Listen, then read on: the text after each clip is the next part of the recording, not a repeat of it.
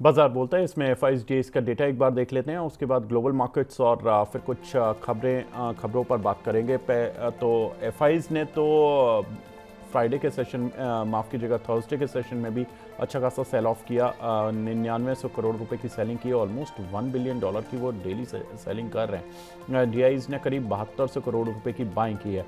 यही एक कुशन है मार्केट के पास। आगे बढ़ते हैं, एशियन मार्केट्स का हाल देख लेते हैं। आज जापान और कोरिया को छोड़कर ज़्यादातर एशियन बाजार बंद हैं। तो कोस्पी और निकाई से तो संकेत ठीक आ रहे हैं, करीब 1 से 1.5% दोनों ऊपर हैं। डाउ जरूर लास्ट सेशन में रेड में बंद हुआ था।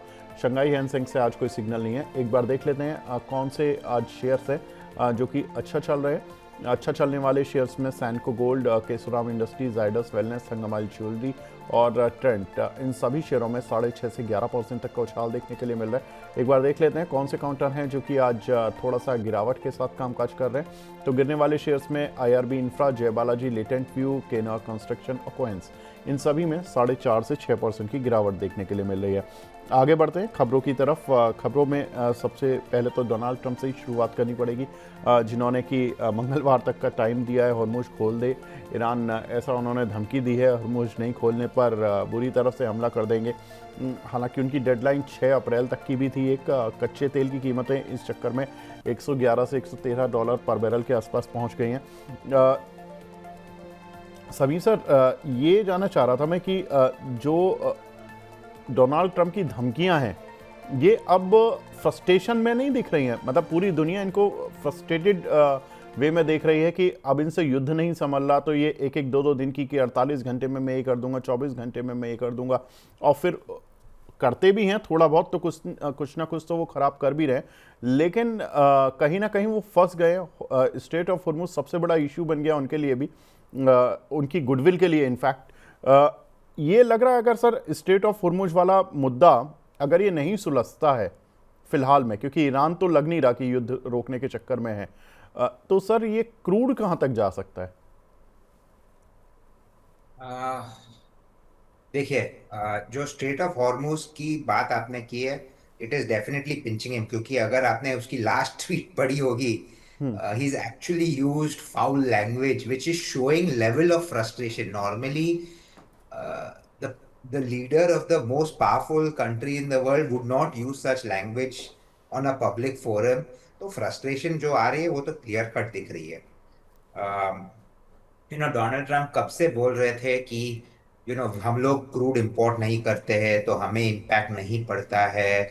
अगर फ्रांस, यूके, इंडिया, चाइना, जिसको भी अपना ऑयल चाहिए तो जाके स्ट्रेट खुलवा लो, अपना ऑयल ले लो। He is been talking like that. But for the first time we saw कि उनके वोटर वॉइस पे क्यों नेगेटिव पड़ रहा है, क्योंकि अगर ग्लोबल ऑयल प्राइसेस बढ़ रहे हैं तो the US consumer can't get spared, right. वहां पे भी अगर आप देखें तो 35 to 40% गैस प्राइस इंक्रीज हुआ है। वहां पे इंडिया जैसे रिस्ट्रिक्शंस नहीं होते हैं कि वी कैन नॉट इंक्रीज प्राइसेस, तो इम्पैक्ट तो पड़ रहा है। तो देर इज डेफिनेटली फ्रस्ट्रेशन जो आपने कहा in him. Now, will crude move up and where will it move up? देखिए, अगर वॉर एंड होता है तो एक चीज क्लियर है कि जो ईरान के नॉन फ्रेंडली नेशंस है, यानी कि इसराइल, यूएसए, उनकी शिप्स तो बाहर नहीं जाएंगी। But Indian ships, may be Chinese ships, may be Japanese, French का भी एक शिप बाहर निकल आ चुका है। So if if they allow ships to start coming out from there, अगर टोल भी लगा के आते हैं बाहर, तो then crude prices need not move up significantly. The problem is जो थ्रेट उन्होंने yesterday की थी कि we will start destroying your power stations, your desalination, अगर वो सब करता है and Iran does the exact same to the gulf countries, अगर डिसैलिनेशन प्लांट्स हिट करते हैं, ऑयल इंफ्रास्ट्रक्चर हिट करते हैं, इंफ्रास्ट्रक्चर हिट करते हैं, देन what happens is कि उनकी ability to produce crude and natural gas starts going down। forget produce, but अगर produce भी कर पाए तो shipping कैसे करेंगे? because ports may get damaged, water may not be as freely available, people may not be able to work। तो it kind of creates, जो issue है बहुत बड़ा हो जाता है। so then crude could probably move up to 140, 150 dollars a barrel, और अगर वैसा होता है तो India story you can call it off for the next 2 years, because to bring these assets back immediately तो कुछ होने वाला नहीं है। आई एम श्योर आपने भी थोड़ा रीडिंग किया होगा, मैंने तो किया है, कि अगर गैस फील्ड्स बंद होते हैं, to to get them back, switch off तो आराम से हो जाते हैं, but to get them back to जहां उनकी प्रोडक्शन कैपेसिटी थी can take almost 6 months, because they have to keep increasing pressure gradually, start pulling it, फिर वो collect होगा, then you have to get it. So you know what I'm trying to say is कि 6 महीने अगर भी loss हो जाता है at 140 150 barrel crude oil and gas prices, then the world is going to face massive inflation, massive problems. So this is why I said कि we want to see where it escalates to for one more week. क्या Donald Trump अपना जो threat लिया है, will he take it on, और will he TACO, जो बोलते हैं ना, Trump always chickens out, will he chicken out of this, वो देखना बहुत इंपॉर्टेंट है। If he go through with it and Iran hits back, मैं आपको बोलता हूँ ये मार्केट यहाँ से 10 या 15% और गिर सकता है। अगर नहीं होता है and may be things start resolving, recovery will happen, but अभी it is going to be a slightly longer 6 month recovery. अगर ये परसिस्ट करता है for even another 2 weeks, I think the recover every week से जो ये war persist करेगा, may be 1 month से आपका रिकवरी डिले होते जा रहा है। वो एक आप एस्टिमेशन लेके इन्वेस्टमेंट करिए। शरद सर, चूंकि क्रूड ऑयल से जुड़े हुए शेयर्स रोज पूछने ही पड़ते हैं क्योंकि इनमें वॉलेटिलिटी काफ़ी ज़्यादा रहती है। आज मैं दो शेयरों पर बात करना चाहूँगा। एक तो ये क्रूड ऑयल के जुड़े हुए शेयर तो रहते ही हैं, IOC, HPCL, BPCL, ONGC type, लेकिन आज ये अदानी ग्रुप के शेयरों में सर थोड़ा सा सर्च देखने के लिए मिल रहा है, स्पेशली अदानी ग्रीन और Adani energy solutions. Adani green में सर 6% का जंप आ गया। मॉर्निंग में फ्लैट सा खुला था लेकिन अभी एक अच्छा सर्च है, और अदानी सॉल्यूशन में भी। सर आपका टेक पहले इन दोनों शेयरों पर, फिर उसके बाद जो ऑयल मार्केटिंग कंपनीज है। तो बिल्कुल, पहले डिस्क्लोजर अडानी ग्रीन पे हमने लॉन्ग इनिशिएट किया था लास्ट ट्रेडिंग डे पर 2 तारीख को, और यहाँ पर देखिए डिलीवरी बेस्ड बाइंग दिखी थी विवेक जी। और अगर आप देखें it was one of the stocks जो पिछले दिन के हाई के ऊपर ऊपर जाकर के क्लोज लिए थे, और एक डिलीवरी बेस्ड बाइंग हमें अडानी ग्रीन के अंदर देखने को मिली थी।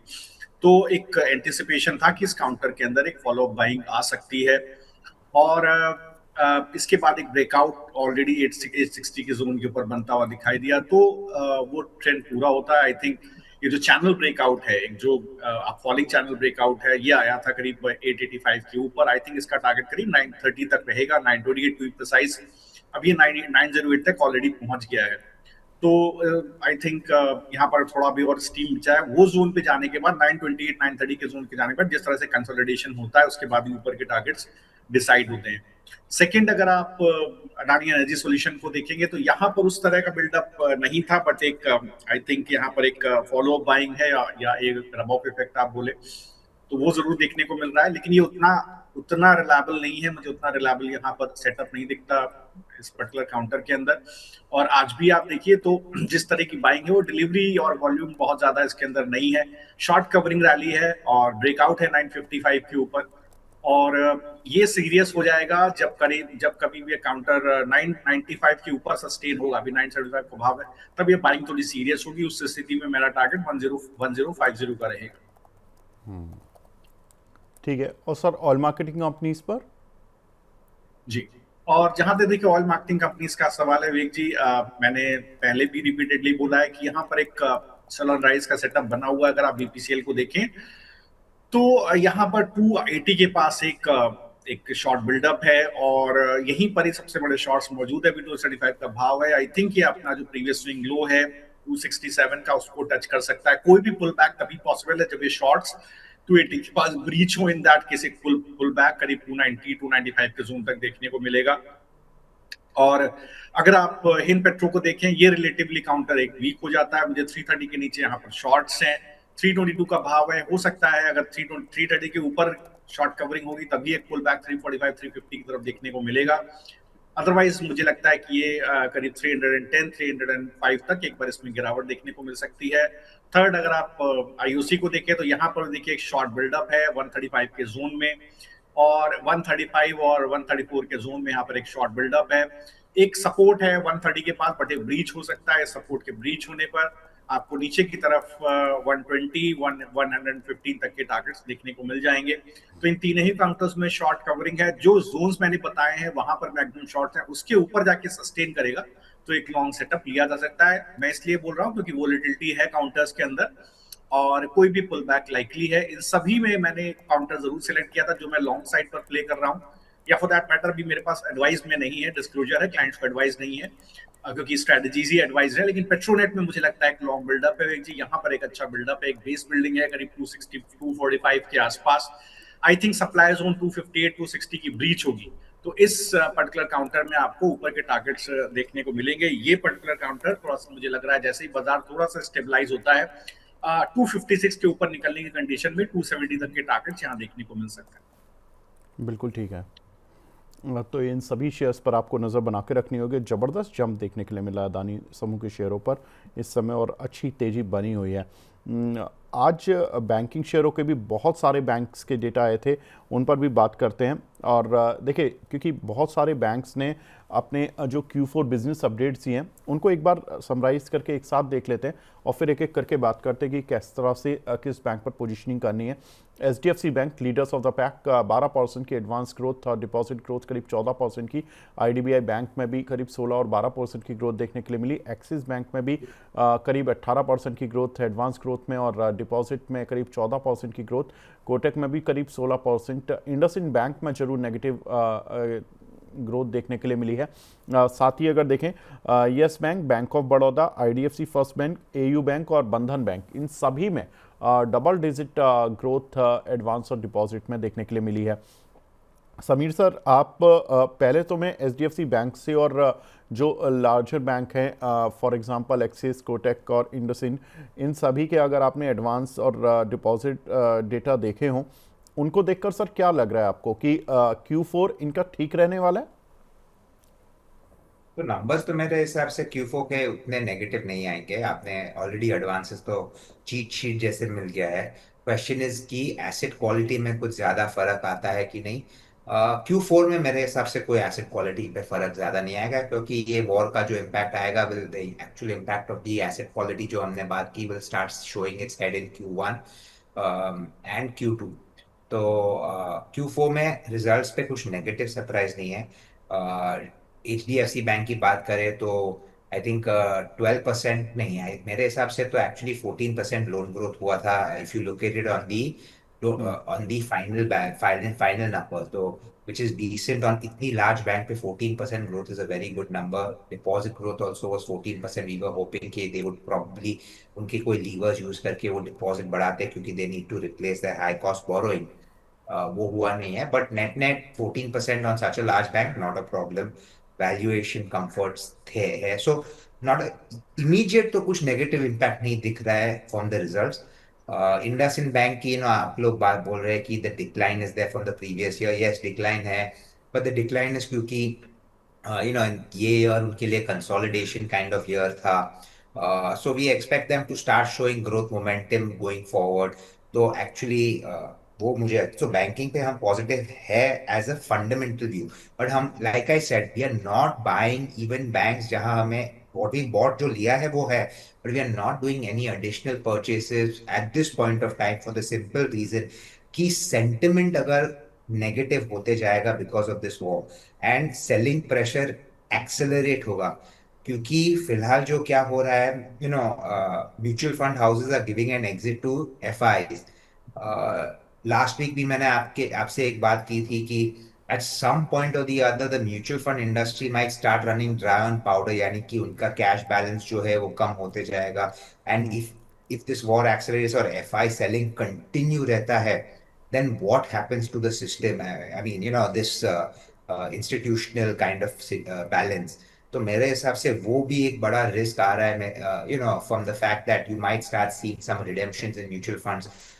So even though fundamentals of banks and the growth trajectory उतना खराब नहीं लग रहा है, stocks are not going to do anything in the near term, unfortunately. Results अच्छे भी आए, gross NPA, net NPA, provision सब कम रहेंगे, तभी भी I don't see any near-term trigger unfortunately for the market unless this war ends. So for me, ये एक जो बड़ा overhang, market needs to focus very aggressively for the next week on this.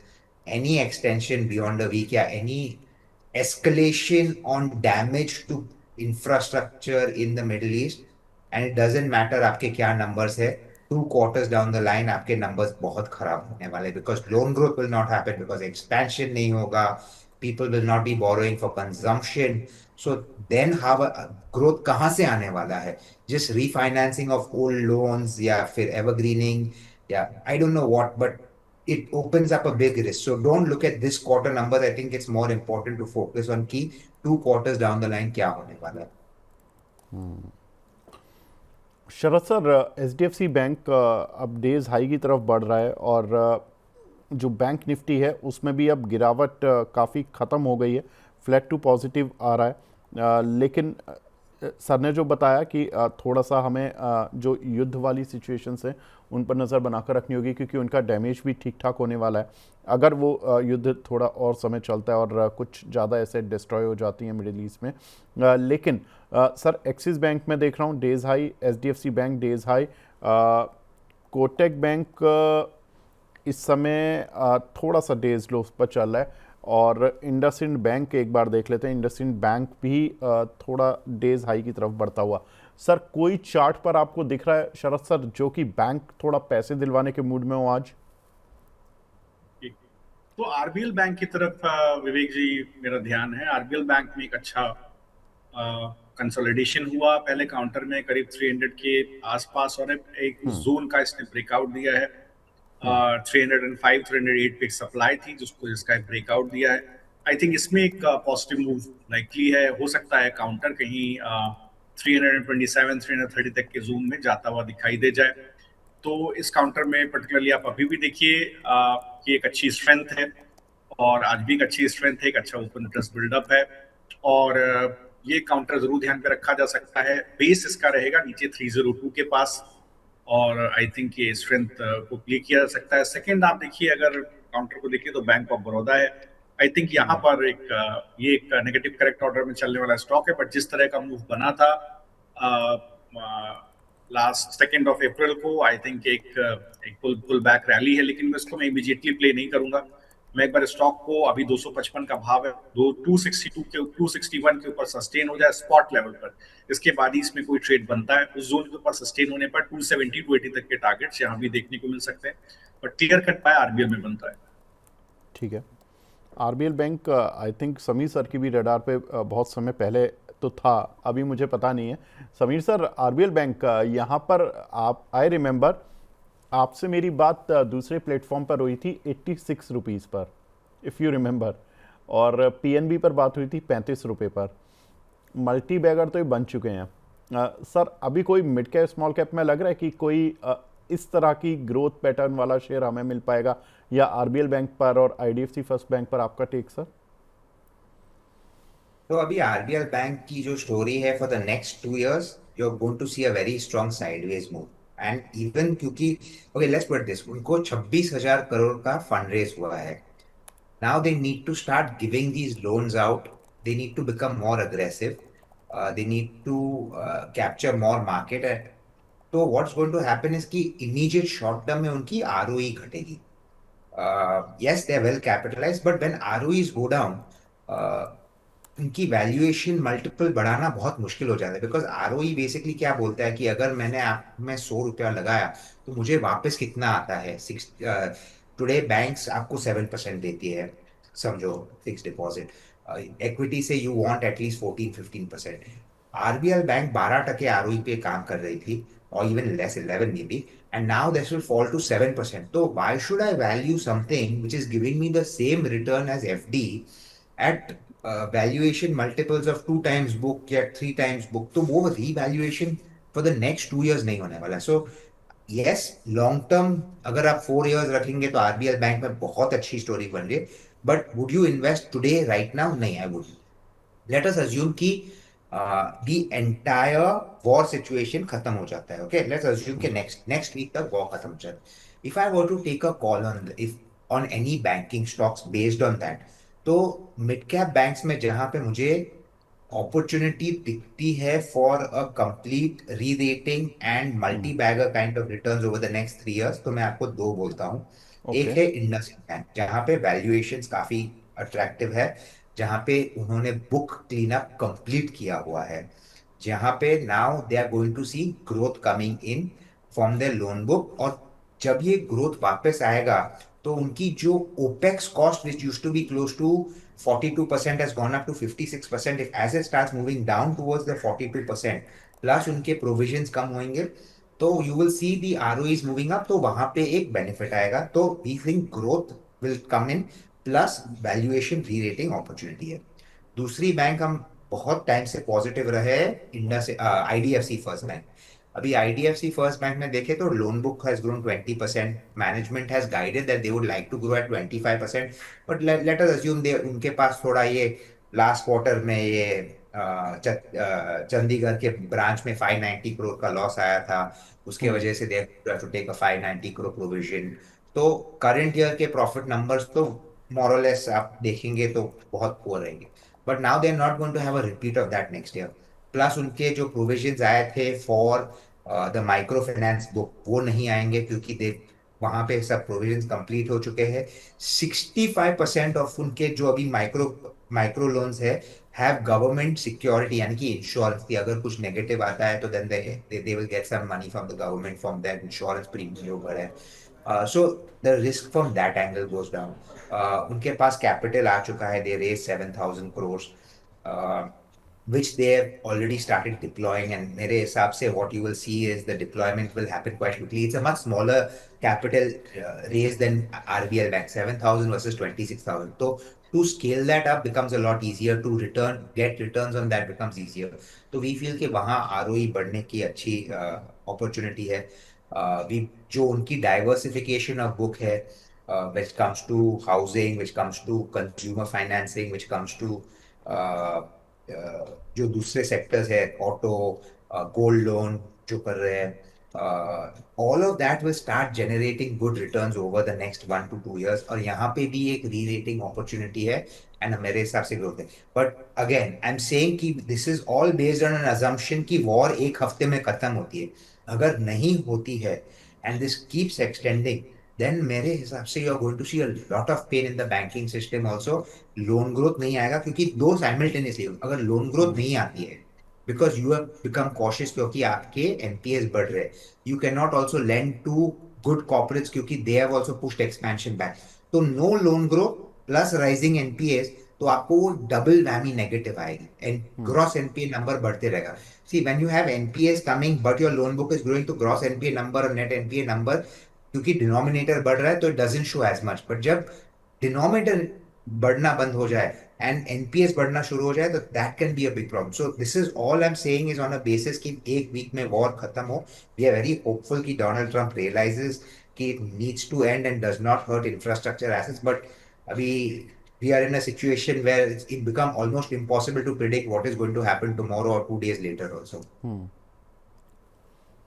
बिल्कुल ठीक बात है। लेकिन सर अगर एक हफ्ते में बाई चांस नहीं होती है वॉर ख़त्म, तो सबसे ज़्यादा जो वल्नरेबल एसेट बुक कही जाती है वो आरबीएल बैंक, इंडसइंड बैंक और मतलब आईडीएफसी फर्स्ट बैंक, इनको थोड़ा सा तराजू में इस तरह से देखा जाता है कि इनकी एसेट साइज थोड़ी सी रिस्की साइड पर चली जाती है। IndusInd bank I remember Covid के समय पे सबसे ज़्यादा पिटने वालों में था।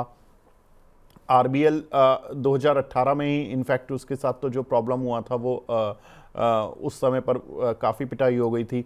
तो क्या ये बैंक मतलब रिस्क रिवॉर्ड के हिसाब से ठीक हैं, या रिस्क ज़्यादा है तो रिवॉर्ड मिल रहा है, मतलब इसलिए हम इन पर बैट लगाएं? देखिए ये सब बैंक्स ने कैपिटल, मैंने कहा था आईडीएफसी फर्स्ट बैंक आरबीएल ने रेज किया है, तो रिस्क ऑफ डाउनसाइड कम है। आरबीएल बैंक में तो इवन कम है इन द शॉर्ट टर्म, क्योंकि अगर 250 तक भी जाता है तो मैं आपको बोलूं lot of people will buy and फिर tender in the open offer at 270, तो वो एक kind of for the near term support जैसे तो बन ही जाता है। So I don't see them going down in the short term, but yes एक बार वो टेंडर ऑफर खत्म हो जाती है and if you see NPA spiking, और अगर आप देखें तो many of these mid cap banks are not lending to the top, best companies, क्योंकि आप जब बेस्ट कंपनीज को लेंड करते हो तो आपको यील्ड बहुत कम मिलता है। You are going to level 2 level 3 kind of companies to lend a lot of capital, क्योंकि वहां पे आपके स्प्रेड जाता है। एंड जब आपका खुद का कॉस्ट ऑफ बोरोइंग हायर है, और ये सब मिड कैप बैंक्स के cost of borrowing are higher than HDFC, SBI, you know, ICICI bank, तो they are having to move further down the value chain. तो वो पेन जब अगर आने लगा ना, तो the pain can be a lot. And then अगर ओपन ऑफर खत्म हो गया है, then can the stock go to 200 before going to 500? Very possible. So cautious approach मेरा व्यू है।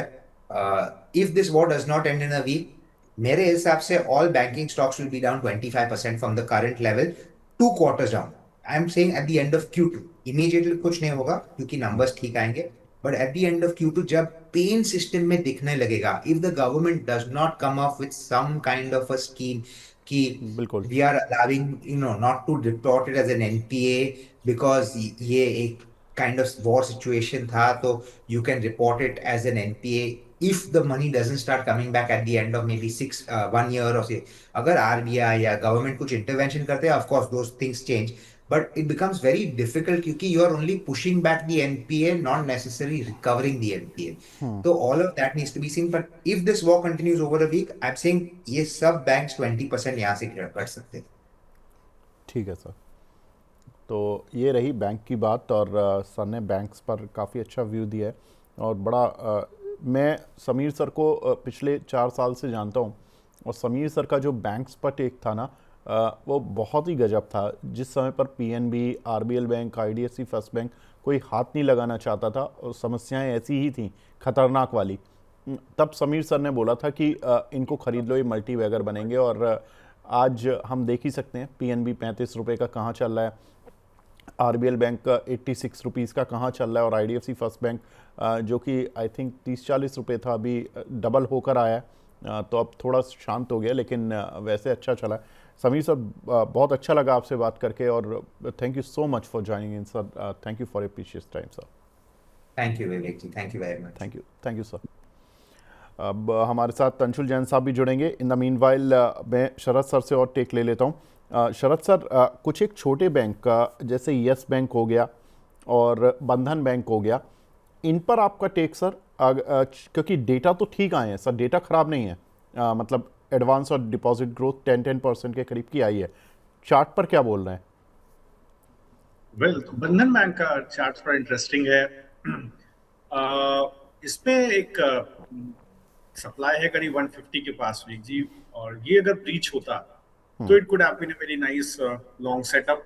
उस स्थिति में I think there will be a sharp pull back towards 156 to 160।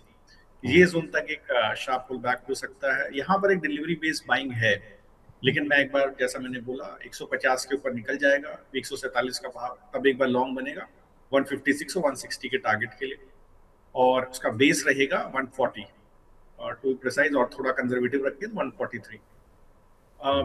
और अगर यस बैंक को आप देखिए, यहाँ पर थोड़ा सा मैं यस बैंक को लेकर के मैं उतना पॉजिटिव नहीं हूँ। मुझे लगता है अभी भी यहाँ पर शॉर्ट्स हैं, और रीजनेबल शॉर्ट्स हैं इन द जोन ऑफ 18 रुपए के आसपास। ये जोन कटेगा, अभी 17 रुपए 94 पैसे का भाव है। 18 रुपए के ऊपर निकल जाए, सस्टेन करे, मतलब कम से कम एक दिन सस्टेन करे, तब एक पुल बैक 19 रुपए की तरफ देखने को मिल सकता है। 19 रुपए एंड बेस्ट केस सिनेरियो 19 रुपए 30 पैसे की जोन तक एक पुल बैक देखने को मिल सकता है।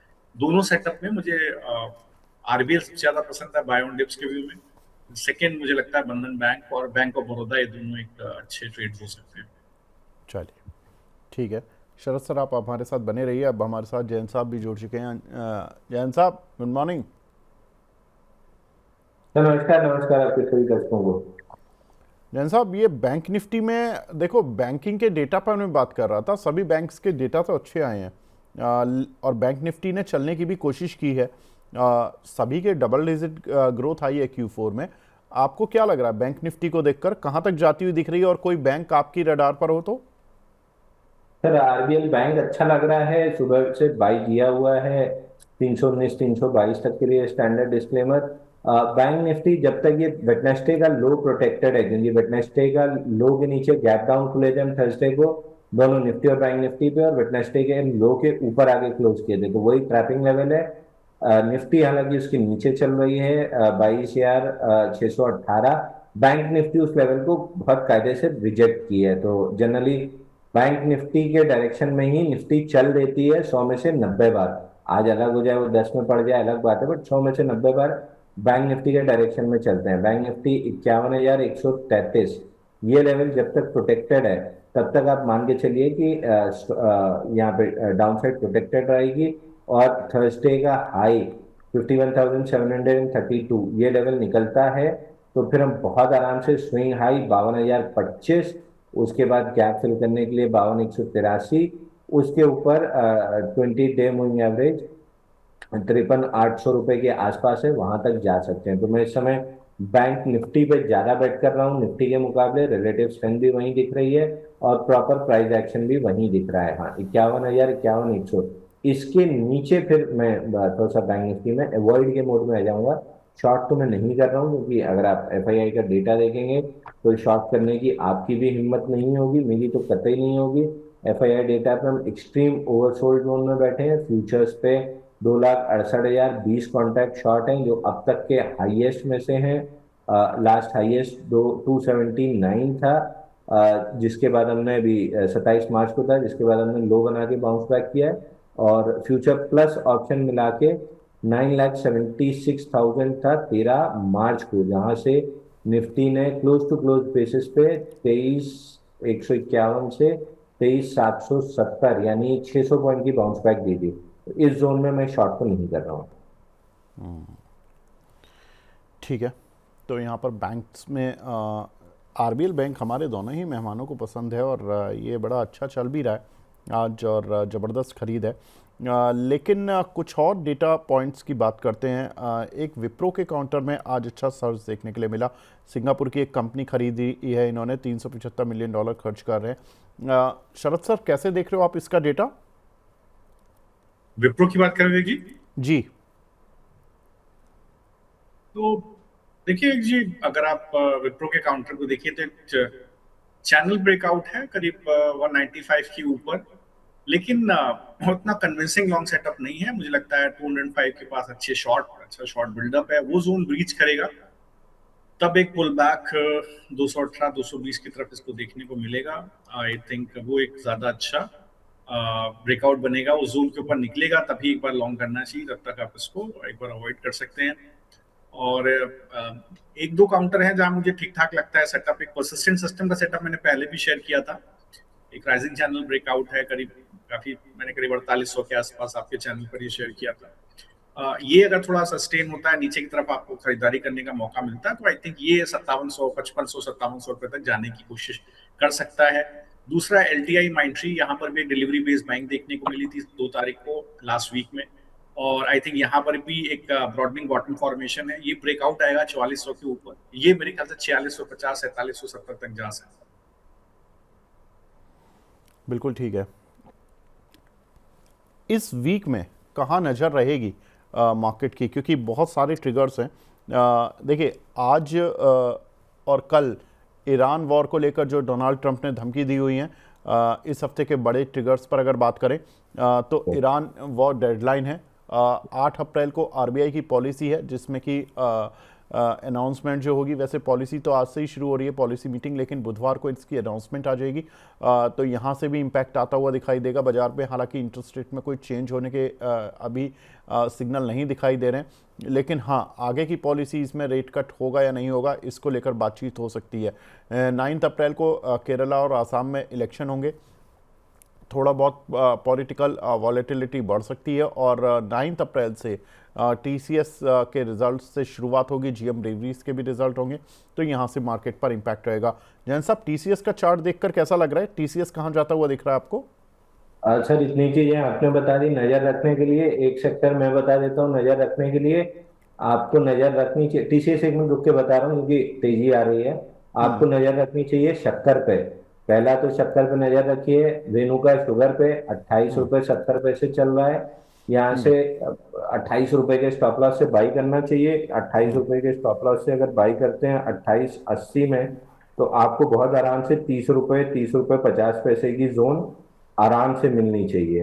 और अगर ये जोन निकलती है तो फिर 31.5 तक के भी टारगेट आपको मिलेंगे। तो पहला एक रेणुका शुगर पे ध्यान रखिए, दूसरा एक और स्टॉक था, दूसरा मवाना शुगर, ये भी आप ही के शो के लिए बचा के रखा था। 99 रुपीज से बाई देना चाह रहा हूँ, 100 रुपये हो गया है, 100 रुपये में बाई करके चलना चाहिए। स्टॉप लॉस थोड़ा सा नीचे 95 का रखिए, ऊपर में 104 107, ये दो टारगेट आपको मिलना चाहिए। तो मवाना शुगर और रेणुका शुगर यहाँ पर बाइंग करनी है और यहाँ पर तेजी आ सकती है। जैन साहब जरा मवाना शुगर ये 100 रुपये चल रहा है, 7.5% ऊपर है, यहीं ले लें? हाँ बिल्कुल लेना चाहिए सर। वॉल्यूम बेस्ड ब्रेकआउट है, 2 दिन के लो वॉल्यूम से आज वॉल्यूम ब्रेकआउट, मतलब 2 दिन में जितना वॉल्यूम हुआ था उतना आज ही हो चुका है। तो प्रोबेबली डे एंड होते होते हम बड़े वॉल्यूम की तरफ जाएंगे। ठीक है, तो इसमें क्या टारगेट रखना है मवाना में? मवाना में आपका टारगेट होना चाहिए 104 और 107। 104 और 107। और स्टॉप लॉस? स्टॉप लॉस थोड़ा सा नीचे 95 का रहेगा, क्योंकि एक्चुअल बाई 98.50 पे बना था ब्रेकआउट, बट आते आते हम थोड़ा सा लेट हो गए, तो 95 का स्टॉप लॉस रखना चाहिए, 104 107 का टारगेट रखना चाहिए। ठीक है, 104 और 107 ये मवाना शुगर के टारगेट हैं। 95 रुपये का स्टॉप लॉस है, यहाँ पर खरीदारी करके चल रहा है। और रेणुका शुगर में 28 रुपये 72 पैसे चल रहा है ये शेयर, 30.5 और 31.5 तक जा सकता है। अंशुल भाई, रेणुका में कोई स्टॉप लॉस है क्या? रेणुका में 27.90 का ले लेना चाहिए सर। 27.90 का? 27.90 का ले लेना चाहिए। ठीक है, तो 27.90 के स्टॉप लॉस के साथ तो रेणुका शुगर को बाय कर सकते हो, और मवाना को 95 के स्टॉप लॉस के साथ आप बाय कर सकते हो। 104 और 107 ये दो टारगेट है मवाना शुगर के, और 95 का स्टॉप लॉस। ठीक है, ये रही बात शुगर काउंटर्स की। लेकिन हम बात कर रहे थे अंशुल भाई टीसीएस की भी। टीसीएस में आप क्या टेक? सर देखिए, टीसीएस ट्रेडिंग के लिहाज से तो कोई भी ट्रेडिंग बेट नहीं बन रही है। पिछले 15 दिन से एक साइडवेज रेंज के अंदर चल रहा है, 2470 2500 ऊपर में और 2350 नीचे में। तो करीब करीब 2500 रुपये टूटे तो फिर बाउंस बैक में 2650 तक ये जा सकता है। ट्रेडिंग के लिहाज से बहुत अच्छी कोई पोजीशन नहीं बन रही है। और मतलब अगर ये माइक्रो कैप या स्मॉल कैप स्टॉक होता है तो मैं आपको सजेस्ट कर रहा होता कि 2500 के ऊपर आप तुरंत बाई कर लेना, आपको 2650 मिल जाएगा। बट लार्ज कैप है, 9 लाख करोड़ का मार्केट कैप है, तो मैं मतलब उतनी तेजी से नहीं चलेगा, तो मैं अवॉइड करके चलूंगा। ठीक है शरद सर, आखिरी क्वेश्चन। एक शेयर जो कि प्रमोटर्स की खरीद बेच में आया है वो है बजाज फाइनेंस। यहाँ पर करीब 3.25 लाख शेयर महाराष्ट्र स्कूटर्स ने उठाए हैं, जो कि इनकी प्रमोटर ग्रुप कंपनी है बजाज फाइनेंस के। सर, इस काउंटर पर आपकी राय, बजाज फाइनेंस को देखकर क्या लग रहा है? सो अभी आप देखिए विवेक जी, स्टॉक तो के अंदर एक कंसोलिडेशन है पिछले कुछ दिनों से, लेकिन उस तरह का कोई सेटअप मुझे अभी यहाँ पर दिखता नहीं है कि कुछ लॉन्ग बन रहा हो। बहुत ज्यादा वॉल्यूम और डिलीवरी यहाँ देखने को नहीं मिल रही है। और ऑप्शन चेन में भी अगर आप देखेंगे तो अभी भी कहीं ना कहीं कॉल राइटर प्लेसमेंट है ऊपर के जोन में। तो 840 850 के जोन में कॉल राइटर प्लेसमेंट है। बेस जरूर नीचे एक बना है करीब 800 के आसपास, 795 800 के आसपास। बस मुझे लगता है कि ये जोन ब्रेकआउट होना 840-50 के ऊपर, जहां पर कॉल राइटर बेसिस का ब्रेकआउट होना जरूरी है। तो शॉर्ट टर्म पर्सपेक्टिव से 845 के ऊपर निकलेगा तब आपको एक पुल बैक 880 की तरफ मिलेगा। और वो सबसे क्रूशियल जोन है जहां पर सबसे बड़े शॉर्ट्स हैं 880 890 के आसपास।